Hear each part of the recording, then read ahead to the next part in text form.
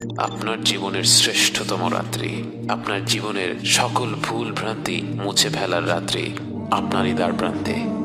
একটি রাত যা হাজার মাসের চেয়েও উত্তম, একটি রাত যা জীবন ভর ইবাদত করার চেয়েও উত্তম। লাইলাতুল কদর এমন একটি রাত যা হাজার মাস অর্থাৎ ৮৩ বছরের চাইতেও উত্তম।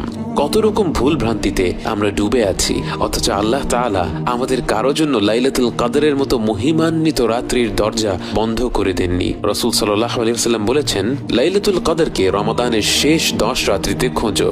মনে করুন একটি লটারি হচ্ছে, আপনাকে বলা হলো 1 থেকে 10 নম্বর টিকিটের মধ্যে যে কোনো একটি অবশ্যই জিতবে। আপনি কি তখন কোনো টিকিট বাদ রাখবেন? টিকিটের দাম যতই হোক না কেন, লটারি জেতার পুরস্কার তার থেকে লক্ষ গুণে বেশি। তাই এই বিরাট পুরস্কারের কথা চিন্তা করে আপনি 10টি টিকিটই কিন্তু কিনে ফেলবেন।